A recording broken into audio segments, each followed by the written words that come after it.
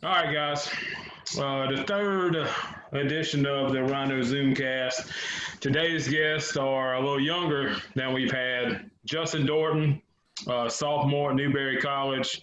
Nick DeLauro, sophomore at Presbyterian College. So the coronavirus has affected everybody in some way or another. Um, and I was going to start off with Justin. I'll go to you first. What's changed from, let's say, February 1st to like March 15th when this whole thing went down? What was your daily life like at Newberry College? Extracurricular, playing baseball, social interactions, family, whatever. What's changed from then to now? Oh man, it's changed. I've gone. It's like it literally flipped straight over. I went my day there. We had to see the trainer twice a week for an hour. So that you pretty much wake up class from 8 to 1 o'clock, and then you're doing your early work before practice at about 2 o'clock. Practice starts at 3, and then you're finishing up 6:30, and it's weight room from 7 to 8. And then schoolwork. So now it's like, I'm doing nothing, man. It couldn't be probably any more different than it has been, from going 100 miles an hour to nothing. So what's your social interaction now? I mean, is there any with your friends, or basically just over text talk and video games or something? Video games, young kids. So that's all we can do. We really video games and Snapchat and texting. That's about it. Nick, how about you? I know you Presbyterian College. Oh, What was your day like February 1st to April 1st? What's the difference between then and now? it's been like a complete 180-degree turn. At school, it was like go to class all day, then study, at night. I'm a political science major, and I'm starting to get into like my upper level classes. So I've had like a lot of like essays and stuff I've been working on, and like we've had a lot of tests coming up. And then now that we can't be at school, a lot of it has changed from like our tests. Our syllabuses have all changed. Like like how we're learning has changed. So like we went from being in the classroom a lot to now it's just a bunch of reading on our own and then writing essays about it instead of like going to class and being lectured and then having a test on it. So it's a big change in like how you have to go about doing that. So, as far as the 2 month spring break you've had, you enjoyed that? I know Justin's been enjoying the lake, easing around the lake up there and stuff like that. So, is it like kind of cool? But then again, you're going to have to pay for this at some point, with schoolwork piling in. So, I guess it's kind of like is there a happy medium there somewhere? You kind of enjoying the time off, but you're going to have to pay the price eventually? Yes, sir. It feels good that we like have all like this free time. We can kind of do what we want, but then we have so much work online now that we don't really have as much free time as it seems most of the time. I'll ask Justin this, and you can answer this from what you've talked to your brother Will, who was the pitching coach at College of Charleston. What is his thoughts on where the state of recruiting and this year's season and next year's recruiting? I wonder, how do you go about, what is his, if you do know, maybe you don't know, but how do you go about recruiting for the 2021 season when there's no high school baseball to recruit from? Is that going to be a showcase thing? Is that going to be a one-on-one workout? Are most of those guys already signed or offered, or how is that going to work as far as baseball going to next year? Yeah, I think I haven't talked to him much, but I know everything's pretty much at a standstill. When I have talked to him, I've told him, he's got more time now than he'll ever have.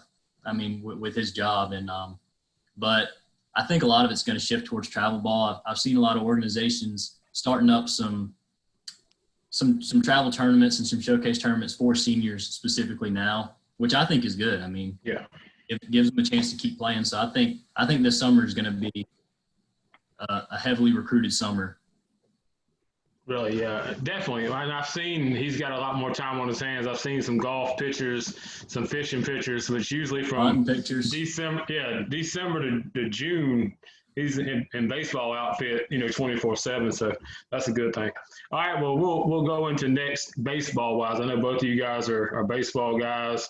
Both played at Lugolf-Edgerton High School. Both graduated from Lugolf-Edgerton High School. I'll go with you, Nick, first.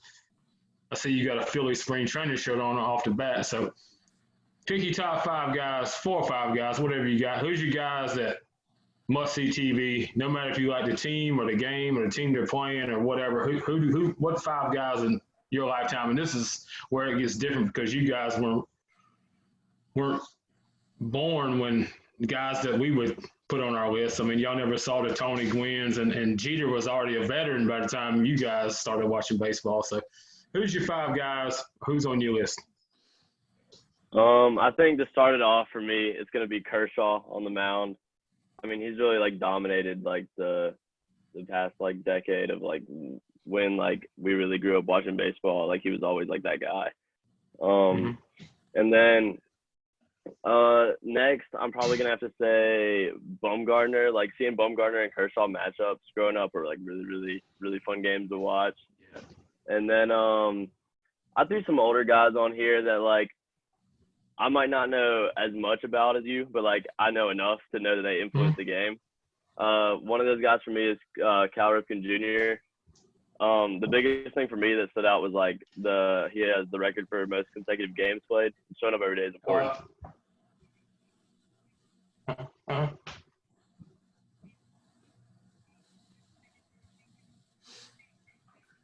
Okay.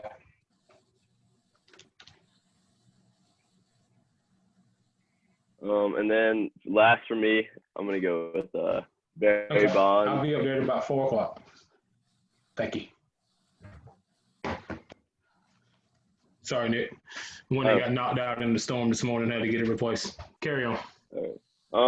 I think to finish up my list, I'm gonna go with Barry Bonds. I mean, only got to have 500 bags and 500 home runs. Only got to have 400 and 400. I mean, he really dominated what he did, even with or without the steroids. I agree. And even before before he was on the steroids, he was a 40-40 guy, and he was a Gold Glove outfielder with the Pirates before he went to the Giants. So, yeah, definitely. The only thing I dislike about Kershaw is he never can get it done in October. It seems like the lights are on, he gets busted up. But a day game in July, give me Kershaw. And then even more so probably now that the light has shined on the Astros, that might have had something to do with him getting busted up in the World Series too with the banging on the drum. But good list. Justin, who's your top 5? Well, I put Jeter on mine because I solely remember watching his 3,000th hit, the home run off David Price. I remember where I was. That's the first time for me I ever watched somebody get 3,000 hits in my lifetime. Yeah. That was really cool for me to watch, and I think just how much he meant to the city, I would put him up there a lot. I mean, he's a good player statistically, obviously, but I mean, he meant a lot to the city. He was the captain, and so I put him on there. I also put Trout, obviously. I mean, he doesn't have the flair. I think you have to know baseball for him to be must watch. You're not just gonna turn on a baseball game, not have a clue, and he's gonna stand out to you unless you see him hit a home run. But I saw a video the other day of him running out a routine ground ball to shortstop in spring training. And to me, that's must-watch TV. And then I went a little older because I've just watched some clips of him mostly on YouTube and some old games on MLB Network now because there's nothing on. But I went Pedro Martinez just out of the competitiveness. I would kill to watch him play. I think the closest thing we have to that is probably Max Scherzer right now on the competitive side of not wanting to come out, of attacking. So I would have really loved to watch him play. Yeah, the thing about Pedro is he mastered 5 pitches. I mean, he never knew what he was going to throw. He was only 160 pounds or so, but he could throw a fastball in the high 90s. He could throw curve, change, knuckle curve, slider, whatever. And like you said, he kept a fierce competitor. I mean, he was a dog on the mound, and he didn't look much like it. Speaking of Mike Trout, yeah, the West Coast kind of kills Mike Trout. Just because we get to see the East Coast games at 7 o'clock on ESPN. They play typically at 10:30. Most you guys got to get into bed or whatever for school, and we got to get to bed to go to work. So you don't get to see a lot of LA Mariners, LA Angels, athletic games at 10:30 on ESPN. So exactly. That's your guys? Yeah, that's my guys. Okay. All right, next on the list, you quarantine for 30 days. You got to pick 3 people, one at a time. I mean, your list of 1, 2, 3. Who would you pick to be quarantined with? You have to be there for 30 days with this person. So I mean, you got to choose wisely. And maybe that's a celebrity. Maybe that's one of your buddies. I don't know. But Justin, who you got? Who's your top 3? Well, I got 2 that I gotta have in pairs. I picked, and this is tough because I get tired of them after 30 days. But I went LeVar Ball and Stephen A. Smith. Okay. Because I get bored, and I want to maybe throw them out some bait, just say like LeBron's the greatest player ever, and then just it'd be. I think them 2 as a pair would be great, and then that's pretty good. And then I went Doc Antle off of Tiger King. I think there's a lot to unpack. I think he could have his own show times 5. And I'll be honest with you. I never thought we'd get a Tiger King reference on here. Nick, have you watched Tiger King? Yes, sir. Okay. All right, we'll get into that in a minute. I didn't know you had. Yeah. That's your 3? Yep, that's my 3. I never thought I'd hear LeVar Ball's name on any of these podcasts, but okay. Nick, who you got? Who's your 3? My first one, I just chose him because I really like his acting, and I think he'd be like a cool guy to hang around, and that's Bradley Cooper. My next one is he could be kind of like the life of the party to make sure I don't get too bored. Be Rob Gronkowski. And then my third one would be to bring me back down. He's a real family man. Phillip Rivers, to make sure I keep my head on keep my head on straight for those 30 days. I feel like he might put you to babysitting one of them 9 youngins he's got. That's interesting. That's pretty good. Yeah, I was thinking more like I would probably have Tiger Woods simply because I'd want to. In the 30 days, I figure 22 hours of the day or whatever, the majority of the day would be finding out like the rise and fall. But there'd be 2 hours of golf lessons in there every day. And that would be one of my guys. And Warren Buffett was another one just because he's rich. I would probably try to find out how to make money. And in an hour a day, I'd probably beg for some money. And guys like Gronk or somebody like that would definitely keep you entertained for 30 days. Tiger King, since you brought it up, Justin, what's your takeaway on that? On a 5-star rating, and then what is if you had a thesis statement of what you saw, what would it be of Tiger King? I mean, I got to go 5 stars. I don't know if it's like quality TV as much, but I mean, I was locked in every episode. I was locked in, and I guess my thesis statement would be, I've had a couple people say, before I watch it, I want you to explain it to me.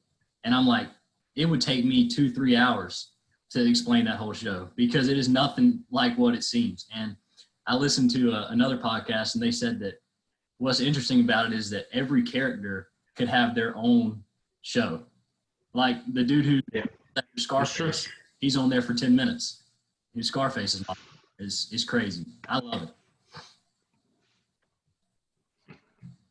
I can't believe that we went this way. Nick, give me your rating on the 5-star scale and your takeaway, thesis or paragraph of what you thought about what you saw on Netflix. I'd give it 5 stars too. I mean, it just engages you like a show that I've never seen before. I mean, it doesn't seem real until you tell yourself that it is. You know what I mean? Like you're watching it and you're like, this stuff didn't actually happen, but it did. And that's like the craziest part to me. Yeah, and so with both of you watching the Carol Baskin Kill Her Husband, is that what you're unanimous in that? Okay. No question. Okay. It's amazing what a Netflix phenomenon across black, white, rich, poor, athlete, celebrity, actor, regular person, 20-year-old guy, you guys. It's like, it's the only, you hear a lot about The Walking Dead or The Sopranos or any different shows that are very popular on TV, American Idol or any of this stuff.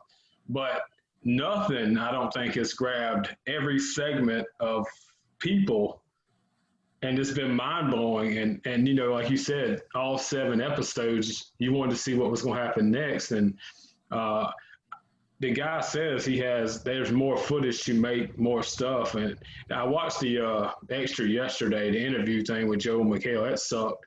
It was just like a one-on-one with each of the actors. But like you said, I think each of those people, from the zookeeper to the Jeff guy who wears the Oakley hats to any of the people that work there, the girl who got an arm bit off, I think all of those people could find their spot on MTV or somewhere with a 13 episode series. So interesting you brought that up. I didn't even think about that. The first two podcasts I did, Tiger King was on the questionnaire, but I didn't think you guys had seen it. All right, 20-year-old thought process. I'm gonna give you $10 each, or whatever it costs to eat. Top 4 places you're going to eat lunch today, if you had to pick as a 20-year-old, wherever. It doesn't matter if it's Lugolf or wherever you're at. Top 4 spots, and the one place you never eat. Nick, give me your top 4. My number 1 would be this place back in Clinton, South Carolina, near PC. It's called Wilson's. It's like a little burger place. I'm going there and getting a burger basket and a bird dog on the side for sure with $10. Okay. After that, it'd probably be like Zaxby's, just because you can get a good amount of food for pretty cheap. And the same thing with Cookout. And then my last one would be Little Caesars, because I like to get some pizza every now and then too for cheap. And then the place that I wouldn't take my $10 would be Captain D's. I don't think I've ever just craved some Captain D's out of the blue. That's the first one I think of, because, man, fish is just an acquired taste, man. Either you eat it or you don't, and most of you guys, I know you don't. Cookout, to me, is probably the economic stimulus package, man. You can get filled up for $5, and you can get 2-3 sides and a milkshake and all this. Still stay under $6. So, yeah, Cookout's definitely on my list as well. So, JD, what you got? Well, I put, as a college student, trying to find the best deals, I got KFC, $5 fill up, KFC bowl, you get a cookie, a sweet tea. I mean, that's got to be on there. And then I went Sonic. I'm a regular at Lugolf Sonic. Number 16 with bacon, breakfast toaster, also undefeated. And then I went Zesto's. There's a Zesto's right by our field in Newberry. I mean, you could walk there from the field. And Tuesdays, they got 5 hot dogs for $5. Anything you want on them. So that's me, man. I love the hot dog. You can't beat that. And then I went a little out there place from somewhere in Florence, Apple Annie's. I mean, it's all around. I think there's one. Mm-hmm. It's a good burger place. You're gonna need a little more than $10, but it's a good burger place. Okay. And then my one is any Chinese restaurant where the sign just says Chinese restaurant, where I would not go. That's pretty good right here. That's pretty good right here. All right, that's good. That's good. All right, well, that's all the questions I had. One last thing is, like, from your perspective, 20-year-old college guys. I'll go with you first, Justin. How long do you think this process is going to last? Do you think we see college football this year moving forward? How long until we're back to maybe not normal, but at least somewhat of normalcy in our lives, where we can go hang out at your buddy's house, or you can walk into Lugolf House of Pizza and get a super sub again and sit down and eat? The hopeful side of me says hopefully by July, but man, I don't know. I mean, if people can stay inside, it'll be out quick. I there's college football, man. I don't know what I would do. That'd be unprecedented times around here, especially. You're telling me. I think some way they're going to have it. They got to make money somehow off of it. There's going to be something with it. Okay. I don't know when, but I saw something, where it said maybe just an all-conference schedule, but I mean, you'll be playing some sloppy football. You're playing. And the thing is, man, you're talking about, probably guys like Trevor Lawrence, T. Higgins type guys, they can just go back out and they can stay in shape. But you're the 300-pounders in August, September, when it's hot and humid. I don't think you can just run those guys back out and be like, all right, we're playing in 2 weeks. Because, I mean, even playing a regular baseball, you throw the ball a couple of times too many, your arm's sore, then you're done for a week or two. You're throwing in football, in the heat, in the humidity, in the South. And the biggest part I think about, especially football, is football pretty much pays the bills for everything else in Power 5 football. So if they don't play, or don't have the fan support, the 80,000 paying $50 a ticket, now they have alcohol sales and hot dogs and whatever, that money's going to trickle down and probably affect, Title IX sports. Even most baseball teams can't pay their own way. It's usually football and a little bit of men's basketball. I guess at South Carolina, women's basketball probably pays their own bills. But in general, track and field don't pay their bills. Swimming doesn't pay their bills. Soccer has 100 or 200 people. So they need that football money and that TV money and all that revenue to pay for all the other sports. And without football, it could do some damage to a lot of programs, I would think, down the line. Nick, what you see? What you think? What's your take and what's your hope? I'm thinking it's a lot up in the air still, and a lot of people don't really know. But I'm hoping that in like 3 to 4 months, so what would that put us at, like August probably? It would start getting back to normal. I really hope college football comes back because I don't know. It'd be a weird time. It'd be a weird time with that not being a thing. Yeah, I don't know how. I mean, that's my thing. I mean, that's my Saturday is 9 a.m. game day kicks off, and you get the noon game, the SEC game of the week. Clemson's in there somewhere, and then primetime game, and then even Pac-12 10 o'clock game. I watch Oregon, Washington State. It's gonna be. It sucks now not having the Masters Sunday yesterday, not having March Madness, which whether you have a team involved or not, everybody keeps an eye on March Madness. The Clippers, Lakers, LeBron and Kawhi, NBA possibly playoffs versus, maybe the Bucks and the Celtics. That would be a great matchup. James Harden and the Rockets. I mean, we don't have anything. We don't have, I would settle for Korean Baseball League or something right now just to have something to watch. But, I can't sit and watch the 2007 Masters because I know who's going to win. So, yeah, hopefully at some point, they figure it out. But I just don't see how we can with numbers continually going up and definitely letting fans, 80,000 people, shoulder to shoulder in a place where people are dying left and right, But hopefully, like you said, stay inside, the heat kills it down, and maybe we'll get to a point where at least they can play without fans just to give us something to watch on TV. Yeah, I think what a lot of people forget about, too, is that, which I hadn't thought about for a while, is that those teams, they still got to practice. I mean, sometimes we just think, oh, the coronavirus may be gone the middle of July. We'll start football in August. But I mean, being a college athlete, I mean, not even football, but baseball, I mean, you can't just roll the balls out and go. Well, and the thing too, you look at, I'll use a little golf reference, Parker Clements has signed to play at Virginia Tech. Okay. Well, he hadn't even been to high school in the last 2 months, going on 3 months or whatever, by the time he gets done. So he hadn't worked out. Maybe he's working out at home, but not in a football setting. And then, like you said, there's I'm sure Clemson's got a handful of 5-stars they're planning on using this season that haven't caught a pass or tackled anybody in live football or had any kind of weightlifting other than at their house. So it's gonna hurt a lot of that. And I think those big guys will take a lot longer to get back in shape. Trevor Lawrence, I'd put him on the field today. I don't have any problem thinking he can throw a 40-yard touchdown, no problem, and probably some of the skill position guys. But, like you said, you just can't roll the ball out. There's going to be a lot of injuries if you try that, and the big guys won't be winded. I mean, they will be winded. They won't be in shape. So, yeah, I'm thinking the NFL, with as much money as they got involved, they'll figure out some way to do it. Whether they got to do it in Alaska or wherever, they'll do something because the TV revenue in NFL is billions and billions of dollars. But I'm not sure you guys will be back on campus by next season, really. I just don't, this continuous, they say it's flattened the curve, but you're still talking about thousands of people dying, man. It just ain't safe. All right, well, good stuff, guys. I appreciate y'all joining. The Tiger King was a pleasant surprise.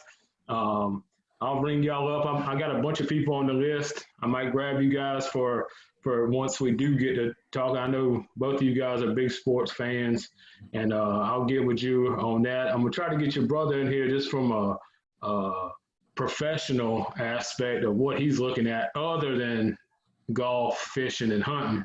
Yeah. Try to get a grasp of what's going on in the baseball world. Appreciate y'all joining me. I sent both of you friend requests on Facebook just so I can tag you in the when I edit it and send it. So Okay. y'all look forward to that. Hit accept. It's me. And y'all have a good day. Enjoy y'all's extended spring break. All right. Talk to y'all later. Like,